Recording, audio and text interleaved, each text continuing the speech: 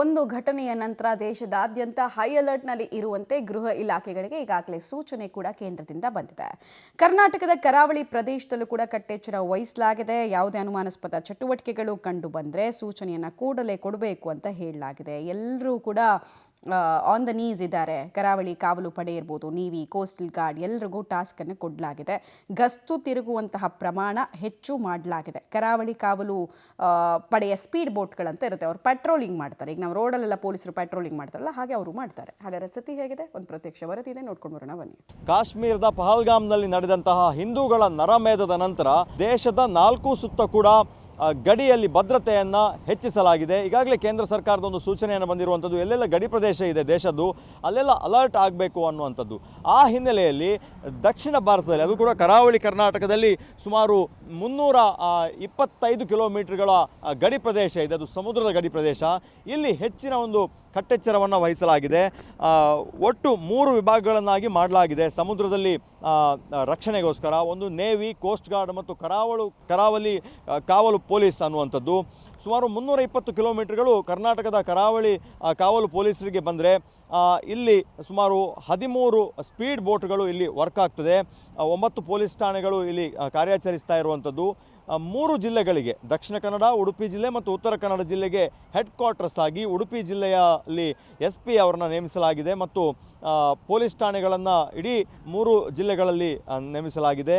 ಈ ಥರದ ಒಂದು ಘಟನೆ ನಡೆದ ನಂತರ ಕೇಂದ್ರ ಸರ್ಕಾರದಿಂದ ಮತ್ತು ಗೃಹ ಇಲಾಖೆಯಿಂದ ಒಂದು ಹೈ ಅಲರ್ಟ್ ಬಂದಿರುವಂಥದ್ದು. ಎಲ್ಲ ಸಮುದ್ರದ ಗಡಿಗಳಲ್ಲೂ ಕೂಡ ಕಟ್ಟೆಚ್ಚರವನ್ನು ವಹಿಸಬೇಕು ಅನ್ನುವಂಥದ್ದು. ಒಂದು ಭಾಗದಲ್ಲಿ ಸುಮಾರು ಈ ಕರ್ನಾಟಕದ ಕರಾವಳಿ ಭಾಗ ಅನ್ನುವಂಥದ್ದು ಸುಮಾರು 22 ಕಿಲೋಮೀಟರ್ಗಳಿವೆ. ಅಂದರೆ 12 ನಾಟಕಲ್ನವರೆಗೆ ಕರಾವಳಿ ಕಾವಲು ಪೊಲೀಸರು ಗಸ್ತನ್ನು ತಿರುಗಿ ಇಲ್ಲಿನ ರಕ್ಷಣೆಯನ್ನು ಮಾಡ್ತಾ ಇದ್ದಾರೆ. ಅದರ ಹೊರಗೆ 200 ಕಿಲೋಮೀಟರ್ನವರೆಗೆ ಕೋಸ್ಟ್ ಗಾರ್ಡ್ನವರು ಒಂದು ಚಟುವಟಿಕೆಯನ್ನು ಮಾಡ್ತಾ ಇರುವಂಥದ್ದು. ದಕ್ಷಿಣ ಕನ್ನಡ ಜಿಲ್ಲೆ ಅಂದರೆ ಮಂಗಳೂರು ಮತ್ತು ಕಾರವಾರ ಜಿಲ್ಲೆಯಲ್ಲಿ ಅವರ ಬೇಸ್ ಇರುವಂಥದ್ದು. ನೇವಲ್ ಬೇಸ್ ಕೂಡ ಪಕ್ಕದಲ್ಲೇ ಕಾರವಾರದಲ್ಲಿರುವಂಥ ಹಿನ್ನೆಲೆಯಲ್ಲಿ 3 ಲೇಯರ್ಗಳಲ್ಲಿ ಕರಾವಳಿಯನ್ನು ರಕ್ಷಣೆ ಮಾಡುವಂಥದ್ದು ಆಗ್ತಾ ಇದೆ.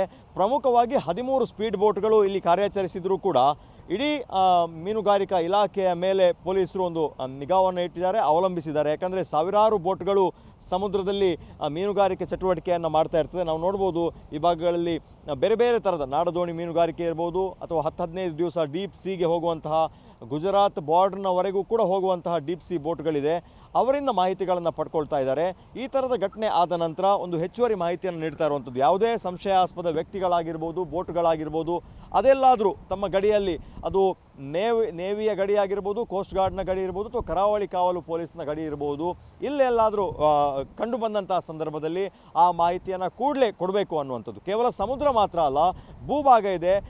ಈ ಭೂಭಾಗದ 300 ಕಿಲೋಮೀಟರ್ನಲ್ಲೂ ಕೂಡ ಹೆಚ್ಚುವರಿ ಕೋಸ್ಟ್ ಗಾರ್ಡ್ ಪೊಲೀಸರಾಗಿರ್ಬೋದು, ಅದರ ಜೊತೆಗೆ ಹೊರಗುತ್ತಿಗೆಯನ್ನು ಪಡೆದಂತಹ ಪೊಲೀಸರನ್ನು ಇಲ್ಲಿ ನೇಮಕ ಮಾಡಿರುವಂಥದ್ದು. ಪ್ರತಿ 2 ಕಿಲೋಮೀಟರ್ಗೆ ಒಬ್ಬ ವ್ಯಕ್ತಿಯ ಹಾಗೆ ಮಾಹಿತಿದಾರರು ಏನೆಲ್ಲ ಬೆಳವಣಿಗೆಗಳು ನಡೀತಾ ಇದೆ ಅನ್ನುವಂಥದ್ದು. ಅದರ ಜೊತೆಗೆ ಮೀನುಗಾರರ ಜೊತೆ ಒಂದು ಸಮನ್ವಯ ಸಾಧಿಸಿಕೊಂಡು ಈ ಎಲ್ಲ ಕಟ್ಟೆಚ್ಚರಕ್ಕೆ ಬಂದಂತಹ ಸಂದೇಶಕ್ಕೆ ಸರಿಯಾಗಿ ಇಲ್ಲಿನ ಪೊಲೀಸರು ಕೆಲಸವನ್ನು ಮಾಡ್ತಾ ಇದ್ದಾರೆ. ಕ್ಯಾಮರಾ ಪರ್ಸನ್ ಚೇತನ್ ಜೊತೆ ದೀಪಕ್ ಜೈನ್, ಪಬ್ಲಿಕ್ TV, ಉಡುಪಿ.